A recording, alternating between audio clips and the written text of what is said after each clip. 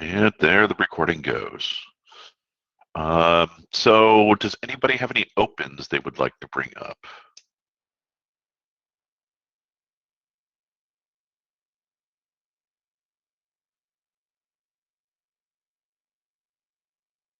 Nope, not a whole lot. How's everybody responding to the executive order? Keeping everyone busy?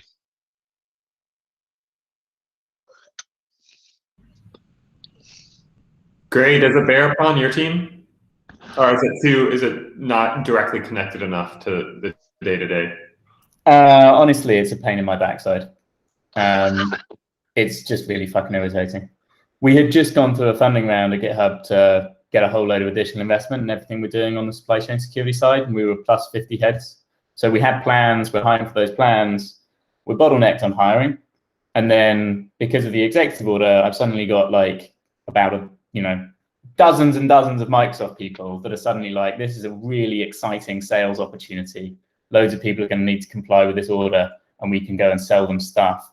What can we sell them? What can you give us right now? And I'm like, I can't really give you anything more right now than we already have. And I'm bottlenecked on hiring, not on headcount. So there is no upside to all of your energy. And that's a very frustrating experience for them and a very frustrating or time-consuming experience for me, constantly telling people that just because there is an exec order does not mean there is suddenly loads more product truth and the solution is not suddenly fixed.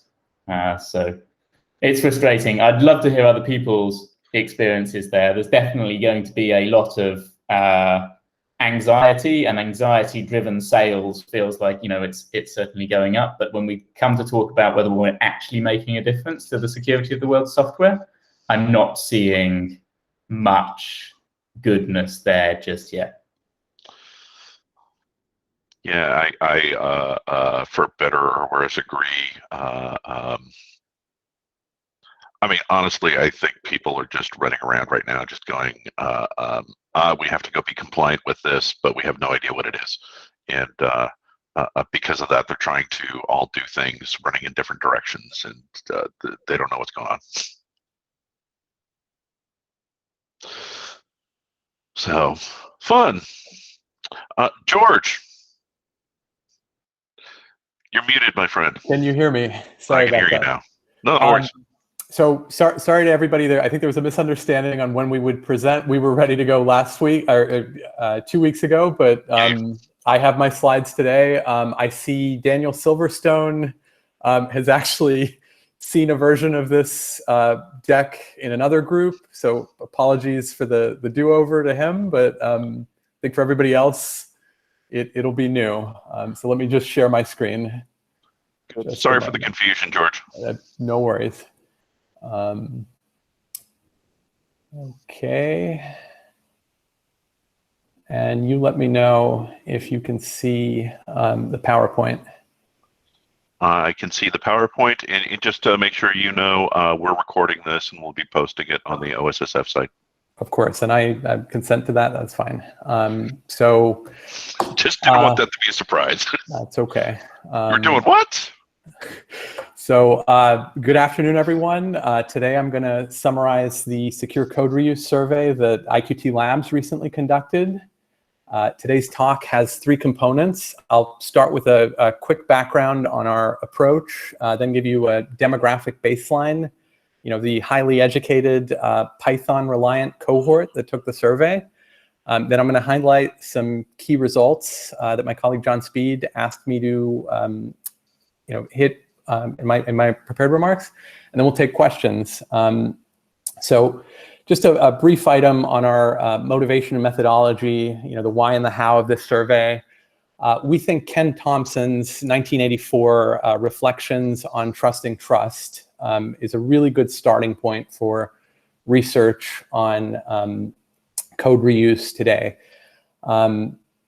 Unfortunately, in the years since, there hasn't been a lot of sort of digital ethnography research, in this area. There are annual developer surveys that ask salary questions, questions about, what time do you usually start working as a developer, but they don't really dig into security.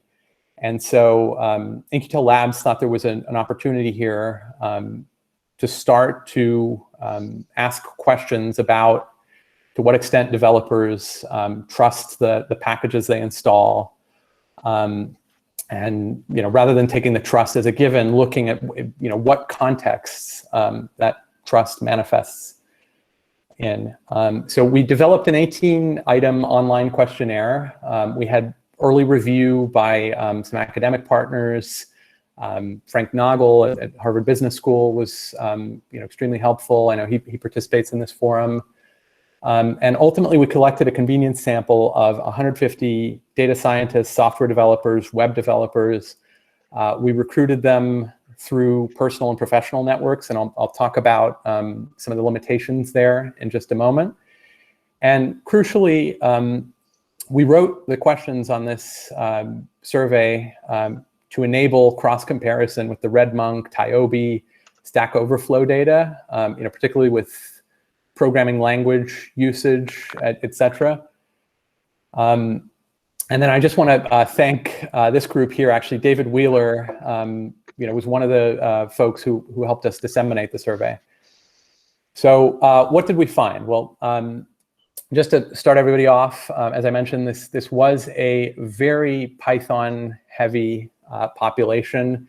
I think there was an average of 7.3 programming languages in use. So after Python and Shell, JavaScript, and then all the way over to TypeScript, which we broke out separately from JavaScript.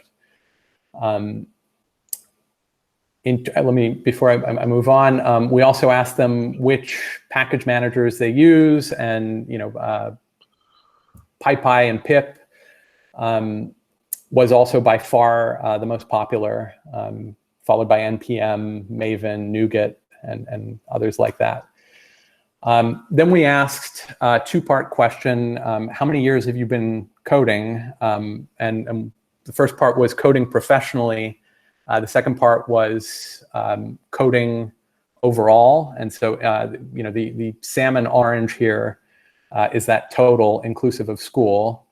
And this data was consistent with the Stack Overflow results, noting that the majority of developers out there today have less than a decade under their belt. And I'll come back to the importance of experience in just a moment. I want to spend just a minute on the education level results. 95% of our sample in the salmon orange here had a bachelor's degree or higher. If you look at the Stack Overflow equivalent, their figure was 75%. And so I think part of the difference that we see here has to do with how we recruited our survey participants. IQT Labs is extremely privileged to know people with high levels of educational attainment. That is not necessarily representative of the world and the developer world writ large. So if we were going to do another iteration of this survey, we would probably try to target survey takers who learn to code in non-bachelor's, non-higher education settings. But this does give us confidence, that the survey takers were reading the questions, were thinking about their data science and software development processes. This is the final demographic baseline item, and then I'll get into what these people actually reported.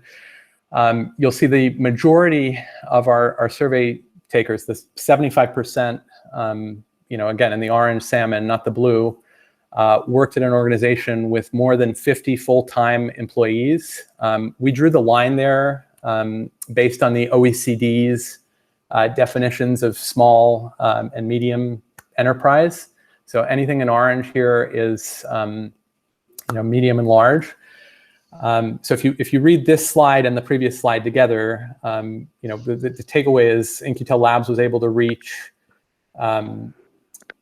high educational attainment software developers and data scientists working at reasonably large, presumably resourced organizations. And so one of the first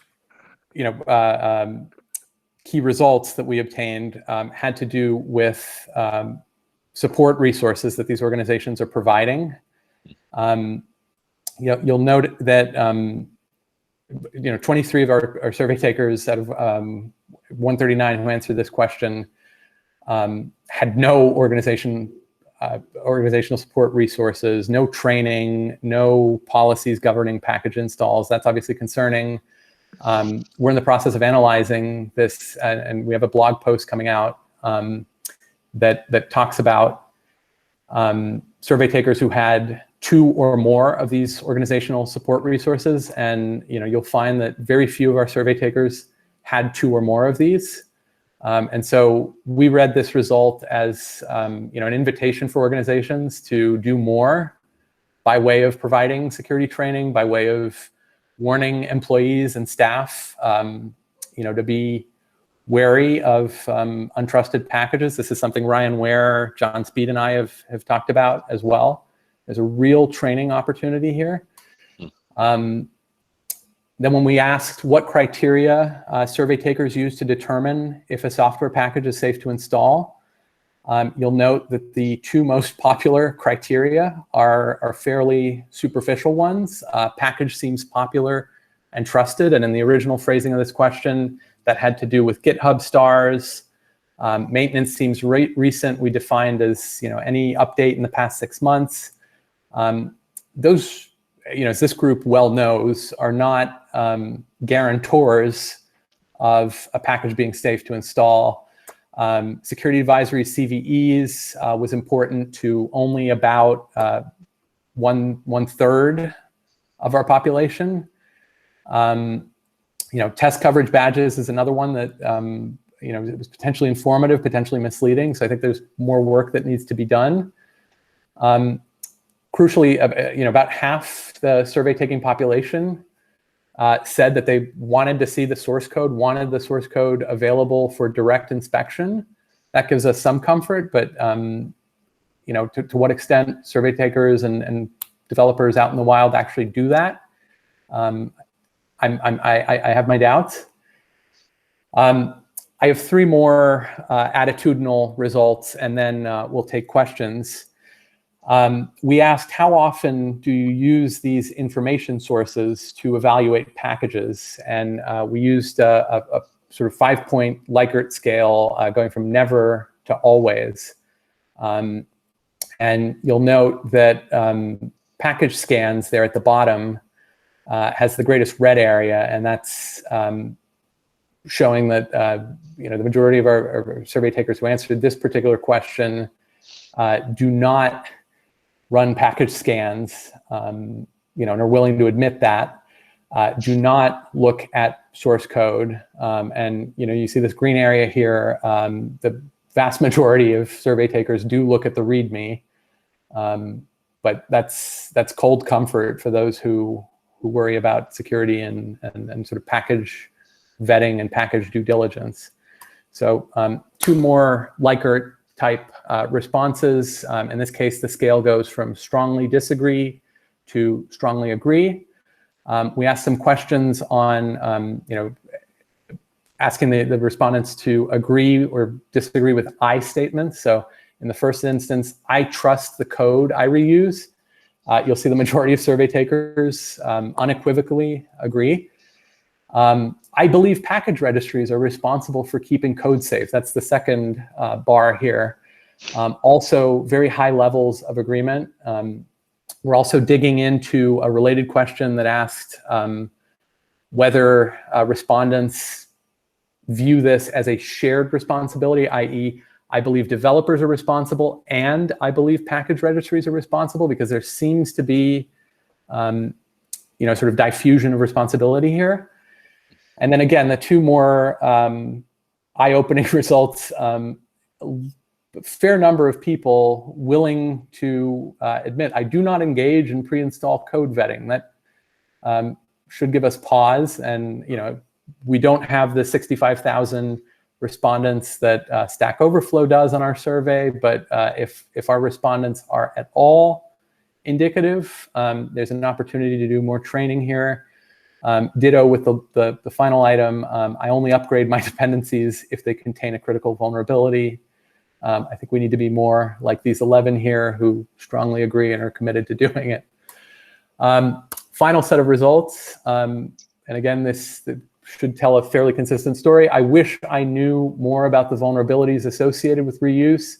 These are people with PhDs. These are people who work at large organizations. They wish they knew more. This second item here, I always check my code for credentials, is comforting. We dug into these 39 and 53, and there seems to be something going on here with GitHub usage. So frequent GitHub users do tend to report checking credentials before commits. I think that's something we can evaluate in a future survey or follow-up. And then I'll just talk about this final item. I'm comfortable evaluating a new library for security risks.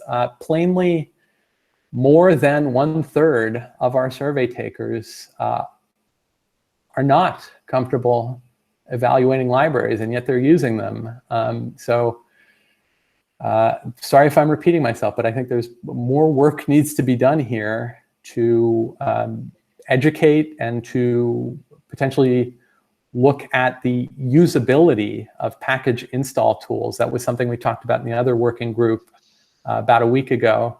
And so I'm going to pause there and take questions from this group, and I'm going to stop sharing so I can see the screen. I want to ask lots and lots of questions, so thank you so much for sharing this. The number of folks with degrees is I think far more skewed than the general population.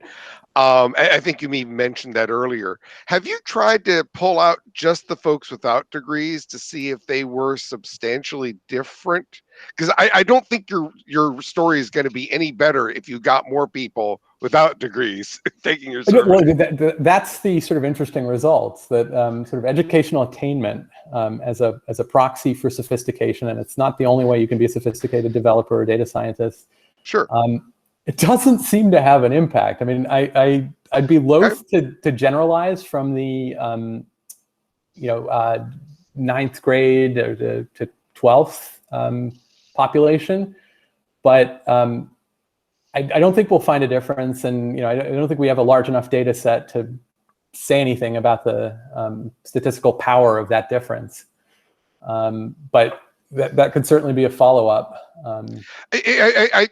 I don't actually want to imply that. I have no intention of implying that not having a degree means somehow you're stupid or anything. That's not what I'm saying. It's that somebody could say, "Hey, your sample isn't representative." I think that's true, but I think the answers would be the same, even if we're more representative that way. I think that's valid. And I would love to actually rerun this and see just any difference in self-reported behavior if we had a larger population from that group. You don't think we've got a large enough sample to at least get an estimate that it's similar in nature? They're definitely similar in nature, but Okay. what I'm saying is it would be interesting if we could find some actual difference. Organizational size does seem to matter in this context. The people who reported more resources in place tended to be at larger organizations. I mean, not a surprise, but I don't think any grand policy flows from that. We should all work at large companies. Brian can talk about how that is not a guarantee of anything. No, it is definitely not a guarantee. That is for sure. But to David's question, one other area that we are going to be talking about in this forthcoming blog post that's coming out in a week or two that stood out to us was years of coding experience. And for a couple of these questions, if I can generalize, people who've been coding professionally for over a decade report sort of greater skepticism when they encounter a new package for the first time. So the sort of grizzled veteran effect does show up in the data, and that has nothing to do with education or organization size. I can explain. Burned at least once. Once bitten, twice shy. Over That's right. Is there any kind of discontinuity there? I'm just curious about whether or not that's folks that started their careers when package management wasn't really a thing or not. If you look at like the length of time that communities like NPM have actually existed, it's just shy of a decade. So I would be curious to see if there's a discontinuity in your data there, or whether it is you're becoming more grizzled year by year. I love that. Yes. So sort of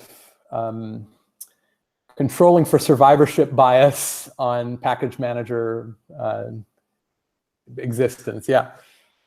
It's one of the big things that we have. We did a study that looked at how long vulnerabilities existed before they were discovered. And we found that they existed for a longer time in communities that frankly just had package managers for longer. And that was the main determining thing. So you could look at it and say like, oh, NPM is doing better than RubyGems or something like that. But in fact, it was just that RubyGems had existed for like 3 years longer, and that was the only thing affecting the average. So just bear in mind those communities. It's a very good point. Things that have happened before them, you need to. It's a very good point. And this is something John Speed and I talk about a fair amount.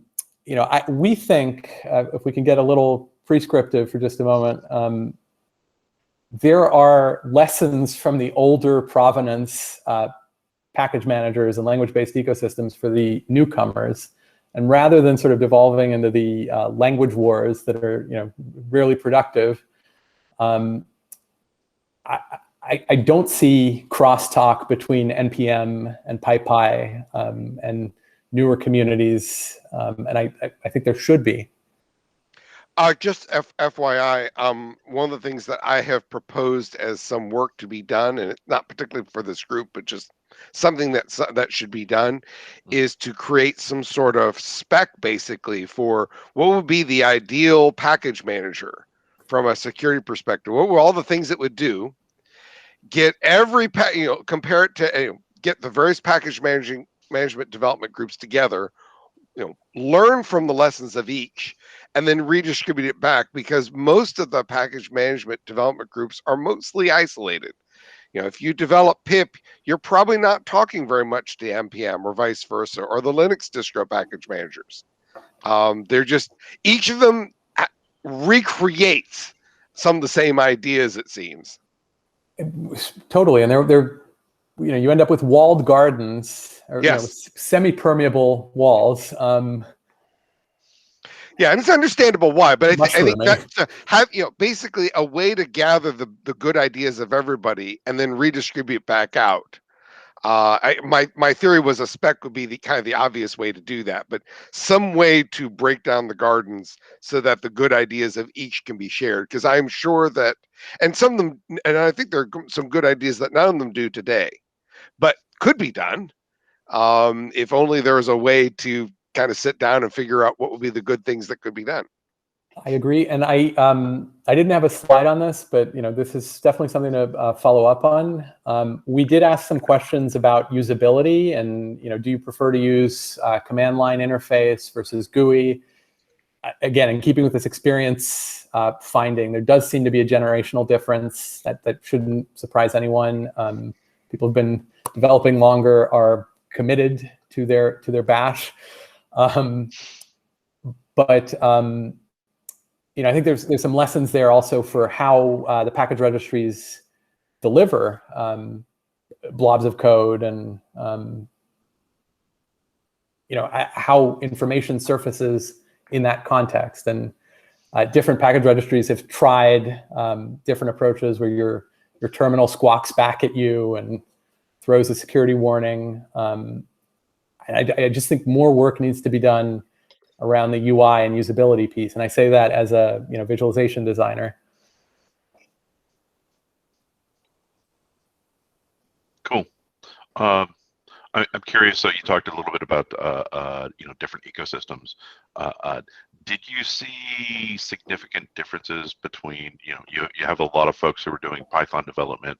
What about the results that you saw with them versus folks whose primary language and daily language is C, for example, much more low level? There didn't seem to be much difference. One other area where we did find difference, nothing to do with languages or ecosystems. We had some job title specific questions, and people who work as pen testers have a lot more steps in their process, look at a lot more information sources and indicia of potential vulnerability. But we didn't find something like that across language ecosystems, to answer your question. Interesting. Okay. So remind me again, when are you going to post all the goodies? So we just spoke with our marketing team this morning. The target is the 29th of this month. So and we'll definitely email this group. And David, if we can ask for another retweet, you have a following. I know how to push a button. Well, cheers. Thank you. Excellent. And just the final item, if I may, we're going to make the data and the questionnaire itself available because we know there are other groups interested in running their own surveys and digging into this kind of stuff. That is something John Speed and I are definitely happy to follow up on. And Gray, sounds like your group has done similar research. Yes, we've not done much questionnaire-based stuff. And it's not my team, it's under a woman called Nicole Forsgren who leads our kind of research arm. But yeah, I'll certainly circulate it within GitHub and make sure that folks have eyes on it here. Appreciate it. And Greg, can you share the research that you were talking about? Yes, the security Octaverse report. I'll dig it out and share it here. Thank you kindly. Great. Thanks, George. Woohoo. Of course, now that we've identified some of these issues, now we know how to fix them. So when are you going to tell us how to fix them all? That's the next meeting, right, George? Yeah, that's 2 weeks from now. 2 weeks from now, you're going to present your findings and how to fix them. Yeah. Excellent. We're hesitant to use the verb solve. That's one of the things. Oh, no. Really scares me. As long as it's someone else doing it, I'm happy to use the word solve. but in all seriousness, first of all, I appreciate the results, but I would love to see ideas on how to resolve or maybe the better word is improve some of the issues you've noted. How's that? Yeah, Yep. and maybe we can have a generation that's been coding for over a decade, who doesn't have to learn the hard way. I don't know. Maybe that's too optimistic. Yeah, it'd be nice. Or just make it so that it's a lot easier for them in the first thinking place. Not just, hey, here's some code, go use it, but here's some code, here's why you should think it's okay or not okay. Now go. There's the solution. Sensible defaults. Well, sensible defaults, but also more information. You said earlier, hey, what was the word you used? Naive or something about, hey, is it popular? I don't actually think that's terribly naive. In fact, it's, if you look at how people buy cars, spend thousands of dollars, they definitely look at things like, does anybody else seem to like this car? It's not a crazy way to make a decision. But I think the problem is they're starved for information that's easy to get. If it's too hard to get, they're not going to want to do it. I agree. It's efficient, but perhaps acontextual. Yes, at least. Well, it's efficient in terms of low time input.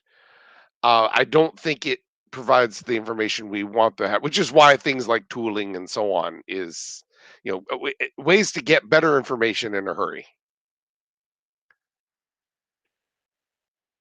And making sure that people know about them. Because Yes. there can be fantastic ways to know whether or not a piece of software is good, but if you don't know what that way is, you're useless. That's right. Got That's no right. hope. If you don't know what it is, may as well be throwing darts at a dartboard. Okay. Thank you again. Cool. David, I know you came in late. I didn't know if you had any opens. I didn't. In fact, I ran away and took a vacation for a week, so I'm trying to get back in the saddle here. Let's see here. I did mention in this group last time, FlawFinder now outputs Seraph. Working with some other folks to try to get an easy to add, get a marketplace plugin for that. I think we're close. I thought I had done it, and then I ran away for vacation and ran back, and apparently it's not quite done. So I'll need to actually read some docs or something. What a horrible thing. Yeah, well, hope it was a good vacation. It was a good vacation. What am I doing back here? Excellent. Matt, wanted to ask you if you could expand on some of the things that you brought up a couple meetings ago regarding the secure criteria from the Securing Critical Projects Working Group and how you'd like to see that adopted here. Well, I mean, taking a step back, I mean, Sure. Seeing all this data is all very interesting if you need to convince people there's a problem. But all of us know there's a problem, so I'm hoping that we don't wait for that feedback, that we actually start creating lists, taking the projects that we've evaluated and been presented here, or not even we haven't even evaluated, they've been presented. And then taking the Securing Critical Projects advice on how to evaluate them, and start putting those scores up and looking at, seeing if we can recommend those things in terms of what tools you can bring to bear to solve problems. And I'd love to see which ones are especially out in the, not under some strong governance foundation or otherwise, be brought under the OSSF. Like FlawFinder, bring it under the OSSF, and let's use it as a model product. Let's create a governance process. Let's sign it. Let's put SBOMs in place. Let's show people how they should do it, and work with the Securing Critical Projects Group, and practice what we preach. Create the exemplar. That's what I'd love to see. So I've been going through. I've been taking my spare time because I don't work in the CISO office. I don't work at security. I'm just an open source guy. I've been asked to look at this stuff.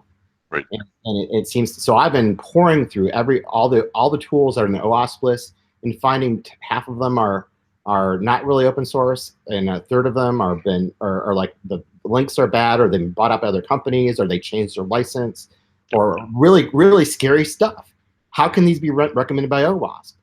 And anything presented here I've looked at as well. And I'm creating a spreadsheet of my own, and I'm adding dimensions to it to figure out how I evaluate them for correctness. I tend to compare that against what they're doing in terms of the Securing Critical Projects tooling and their risk assessment stuff. That stuff, all these things should be published though. I mean, I'm very scared at this point that we're not putting more of these projects under OSSF governance and putting our own processes in place. Very scared. So Matt, would you be interested in sharing the data that you've already collected? Not necessarily in presentation, but I mean just sharing it with the group. Oh yeah, I'd love to. I gave up on the open OWASP list about 2/3 through. I'm working through a couple of other lists, but I will say that I'm hoping I get to move into the CISO office to start doing this more full time. But yeah.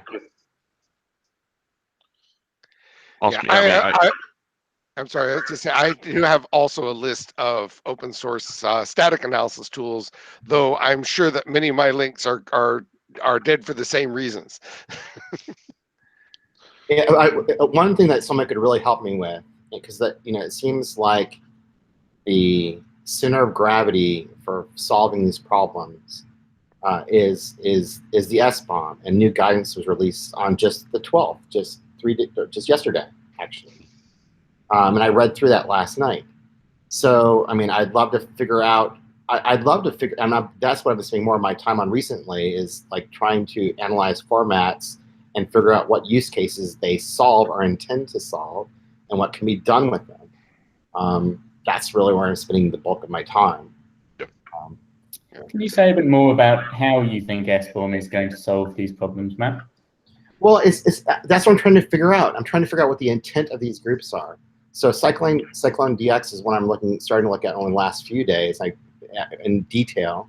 But they've got a really good set of use cases thought out they're based upon different attack vectors, and seeing the value of the SBOM go well beyond, I think, what SPDX has envisioned, which is SPDX is licensed first, and everything else is kind of like thrown in as taped on or glued on extra. So I'd really love to. I mean, I was hoping that I would find a group here at OpenSF that would, really focus more on the SBOM as well, because in terms, I mean, if we're all talking about package managers, the attack, I mean, in terms of and I come from the project I spent the last 4 years of my life on was at Apache Foundation. So it goes back to governance. It goes back to trusting the package managers, what governance they have in place. So there are a few choke points. If you go to PyPI and you go to NPM and you go to Maven and you basically analyze their governance practices and speak to a smaller audience, you don't have to do this in mass. You don't have to educate in mass. There's economies of scale that can be gained by going after a few people at these package manager places and getting them to create governance practices and adding some of the tools we recommend into their processes. And I'm really encouraged by seeing the inclusion of GitHub people here and that they're staffing up, because I think creating opinionated workflows, that's where I said this on this meeting, maybe another meeting, that's where we need to step in. Create some opinionated workflows. They don't have to be guarantees or disclaimers they put aside, but at least they give people a guidance and teach them how to do things. You don't teach them necessarily by putting on classes or doing tutorials or taking quizzes. You do it by saying, here's a good workflow, and the study you just presented showed that. Why do you trust packages? Because they're popular. So let's make some of these opinionated workflows popular. Let's focus on those things. Those are things that will propagate on their own. Yep. I just want to add to Matt, like SBOM itself won't solve all the supply chain security problems, right? Like it can help some small part, and I think there are multiple use cases, as Matt mentioned. Like you can find for a Cyclone DX and SPDX what are their use cases. Yeah, I mean the SBOMs can help in the situation where there's a known vulnerability in some component. Now that does imply that there are some other tools being used to find the vulnerabilities. No. I disagree. I didn't know, David. That's the original SPDX use case. That's use case 101. Right. But if you're looking at where Cyclone DX is going and what you can do with it, you can actually create SBOMs of SBOMs, and you can add tagging to it. And that's what I see our team's doing. They want to add their own tagging, name value pairs. And the list for use cases in Cyclone DX is over a dozen things long. Their vision seems to be much more than just license. That's 101. That's the same is true for SPDX, to be fair. They're not just licensed anymore and haven't been for a long time. But I don't see them. I don't see them articulate those use cases either in their canonical documentation, use cases examples, or any discussion materials. They don't enumerate through them at all. I'm not so sure about that, but it's been a while. I ran every SPDX tool. I went through every example. They do not make an attempt to enumerate them or create comprehensive examples of how you do them. They don't. They're more focused on language coverage. And can I do transforms? And am I current to the license list? And that's it. They're still gravitating towards the license, and that's the central use case. That's the overall use case I see. tools Java, tools Python, tools Go. I've been through them all. I've used them all. I ran them all. I built them all.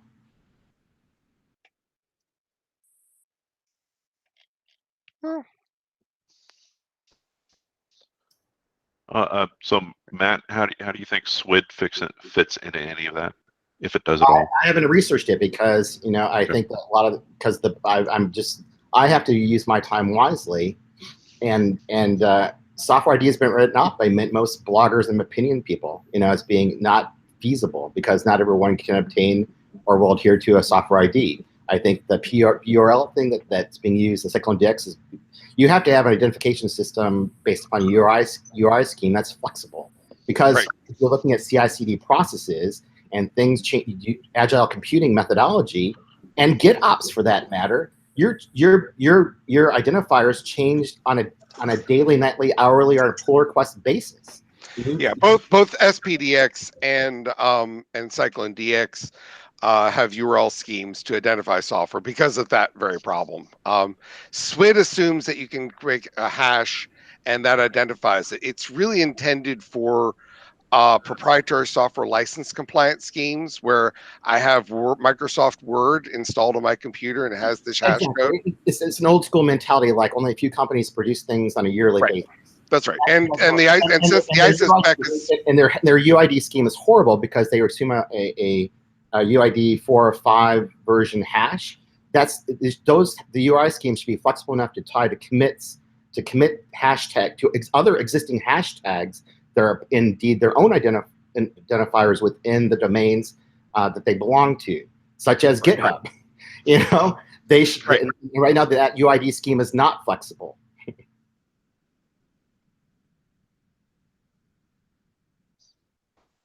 From our side, we're kind of just looking at the places that we can make the most impactful contribution. And on the supply chain side, when I look at it, it's probably the data. The SBOM stuff is essentially enumerating what your dependencies are. That's great, but you need other metadata to apply on top of it. And for a long time, all the database of advisories were locked up in proprietary setups. It's still the case, right? Like the Sneak database or the Sonatype one, you can't use them because the license on them, you need to purchase to use it on most software. Yeah, they were viewed the same way. It's an all or nothing thing. Until the entire ecosystem is locked down, you can't. SDOMs can't be used for a security base of trust at all. Absolutely not. But what you can do is if you bring the stuff in house and you do your own scanning, you can apply your own risk assessment. You can actually create a new SBOM of your own and incorporate the old SBOM into it, and actually add your own name value tags and actually show proof that you've done your own scanning and actually record the tools you've used to scan those things with. So you can add your own, you can actually build your own trust, and if you can reuse the same document representation format that can be parsed, you can go a long way. I think most people, Google and everything, I've heard that they plan to build a house. What I've heard at other work groups here is, what we're seeing indicators of SALSA and SigStore is that people are building their own artifactories where they're rebuilding the software in house after they bring it in through an open source clearance process. That's what IBM does. We've always had an open source clearance process. And if we have that, and we can actually create our own SBOMs based upon our built versions of the packages, and then that says something.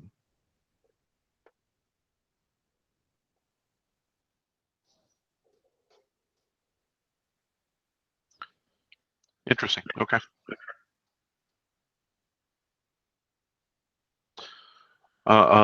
Your open source clearance process, Matt, just curious,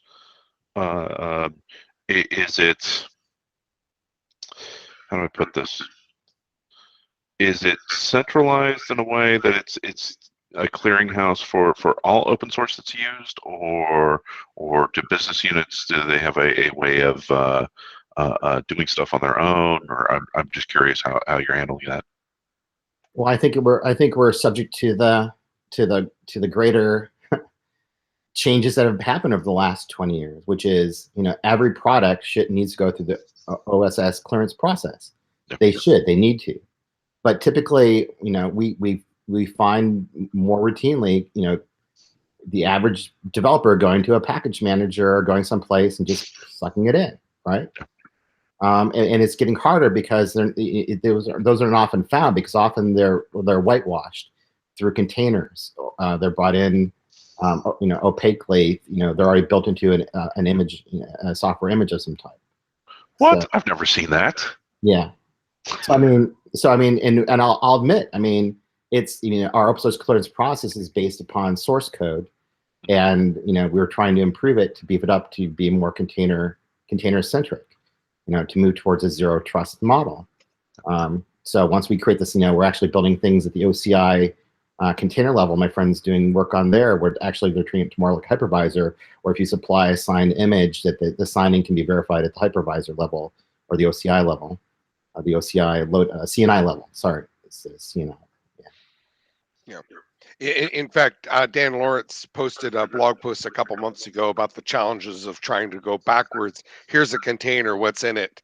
And it was just, it's a very, very long post. And the brief summary is you have to make a very large number of guesses and assumptions and hope you maybe were right. And even then it's not clear. And it's just incredibly difficult, even for relatively simple situations, to figure out what's in the, I got a container, what's in there? Well, Lord only knows. Is the answer. Yeah, absolutely. Absolutely difficult. But, I have to say that, going back to the foundation thing, one thing I wanted to contribute is we're talking about package managers. I'm surprised no one mentioned Java, because with Java, you basically were, or even C languages, or C, Objective-C or whatever, you were given a set of libraries, and that was it. That was your world. You didn't have a package manager, but in fact, you were given a static set of libraries or packages that you drew from.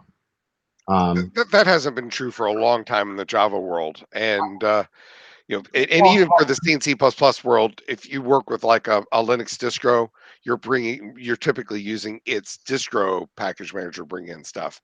So package managers are widely used. No, I understand that, David. I'm not saying, but I'm saying that you could easily, the world was such that you could easily go through, even in binary form. I've seen a lot of companies create both direct, once you have the Java binaries, you could actually scan and see where things are brought in. You had a centralized place at least to do scanning of where these things were brought in from. Right. Yes, agree. Yeah, and 99%. I mean, it would be quite obvious, easy to scan for.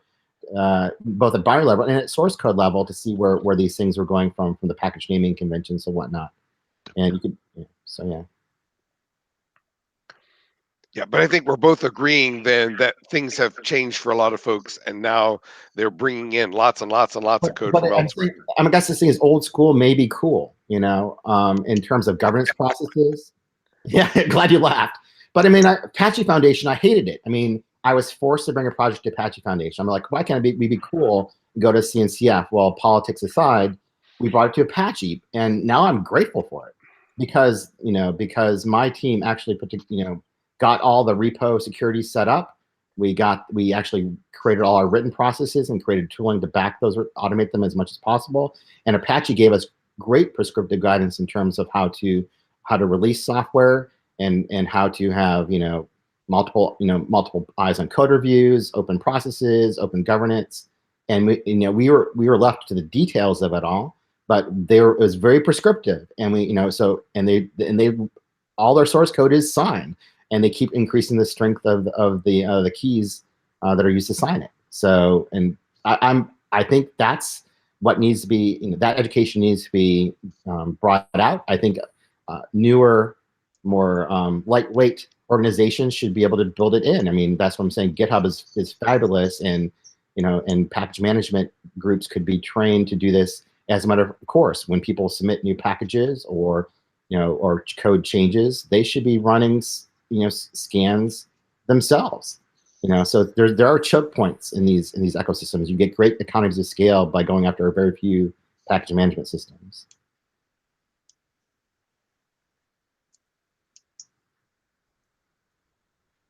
Cool.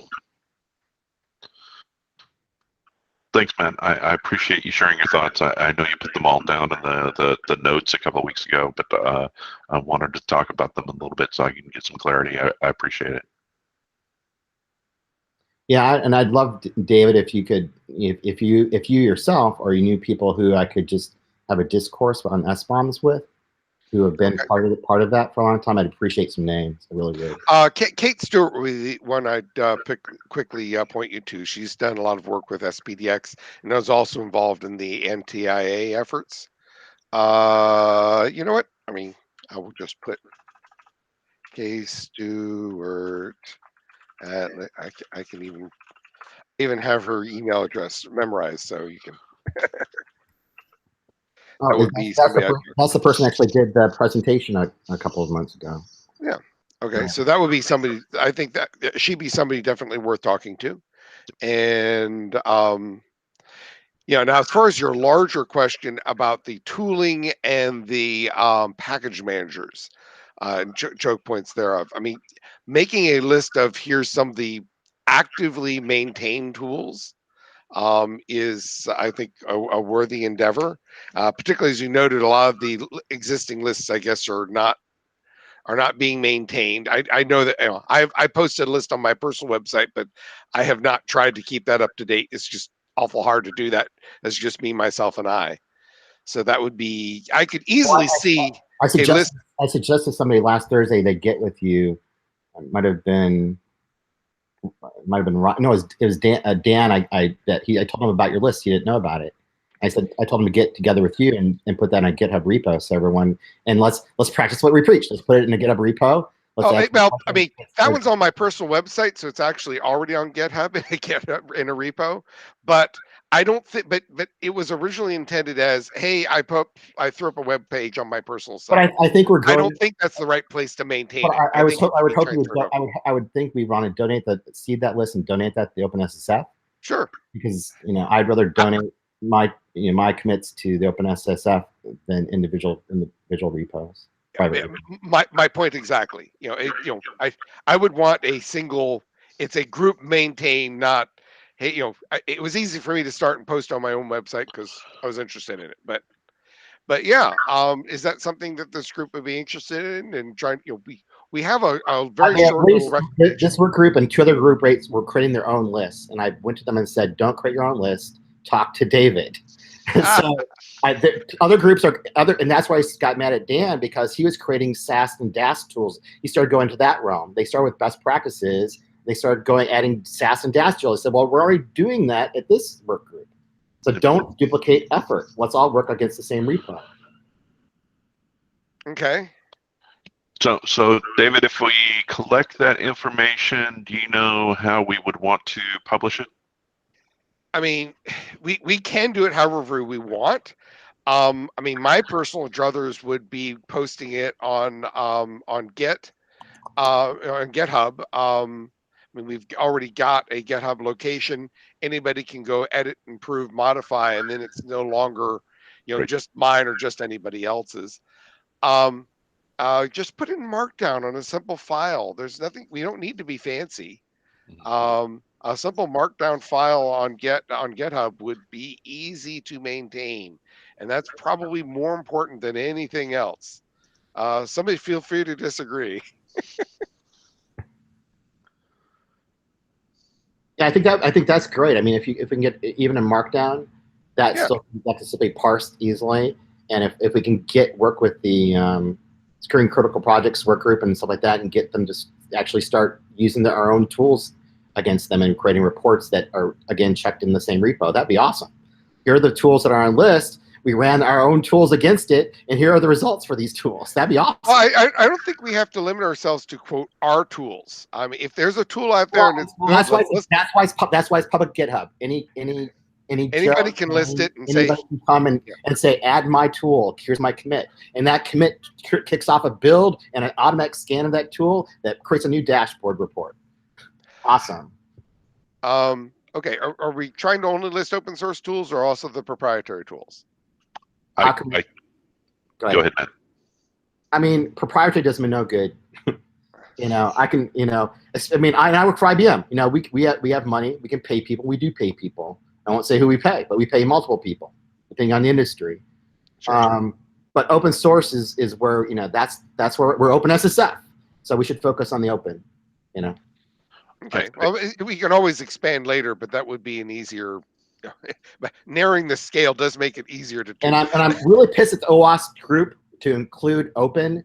And this is an IBM tool. IBM App Scan got stole the HCL App Scan. I'm showing them not a hypocrite. I don't want them evaluated either, because their open is great, but their open is an SDK and stuff to call their backend service. That's not open to me. That's an open, Yeah, yeah. that's an API. Yeah, we can just use the normal open source software definition. Yeah. One of the things that we've pushed for as GitHub, and we're a vendor, we sell a security tool called CodeQL. But one of the things that we've pushed for is better benchmarking of those tools. Because whilst in an ideal world, I think everybody would get security for free, even a very, very large company, there's a lot of energy in private enterprise trying to build out these tools. And at the moment, a lot of them are sold basically on bullshit. They're sold based on like some benchmark suite that they've totally gamed, and it's shit. And people buy them, and they don't get much more. Yeah. Amen. Yeah, and it's terrible for the ones who produce good products, because yeah, because it doesn't matter how good your product is. And one of the things that I think that I see the role of this team as is providing those open ways to benchmark those tools and to be able to say, actually, we stand behind this, this test, and if you pass it, you're probably quite good. And That's building why we created the CVE benchmarking initiative, where we're like, which of the things that actually caused real vulnerabilities in open source can a tool find? And I'd like to see this team continuing to engage with kind of those proprietary tools in that way, where it's like, you know what, we can be here to provide a test for them. We can be here to say, well, we're going to put together some like open standards that we don't believe you can game, and say whether or not your tool's any good or not. And I think by doing that, we can improve the quality of that whole industry a bunch. I want to capture and replay what you said the last few minutes to make my day. It's made my day, it's made my week, it's made my month. I'd love to hear that. And I think it goes a long way to what was presented to show, when you show the demographics, security through obscurity doesn't work.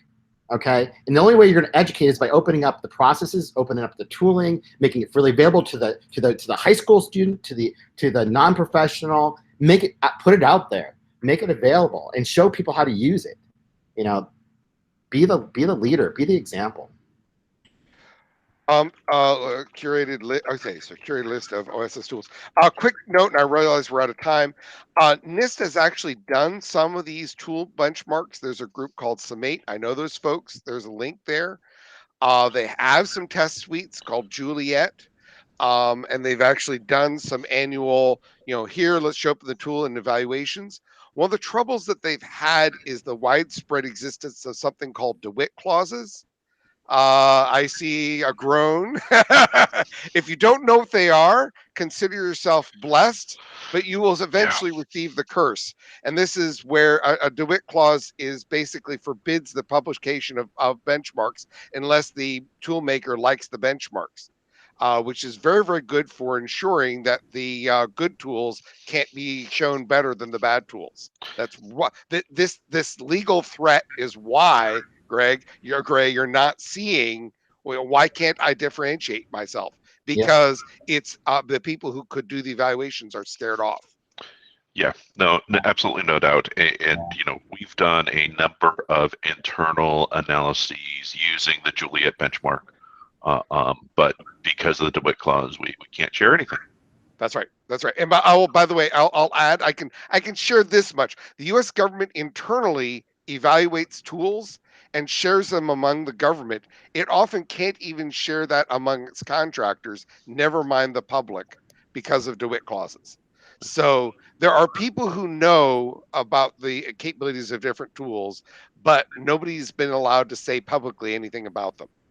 No, but at the same time, a lot of the vendors game the benchmark. So. Well, again, that's just justification for paying attention to open source and rewarding people who work with open source tooling, right? Yeah, and I don't want to beat on the proprietary folks who don't engage in these DeWitt clauses, and once one does this, then the others are pressured to do it. So it's a game that I wish people would stop playing. Well, folks, we're past the top of the hour. I appreciate the great discussion. Thank you again, George, for coming in. Thank you again, Matt, for taking the time to share your thoughts. It was a good discussion. I appreciate everyone. Thank you so much. Cheers all. Thanks. Bye.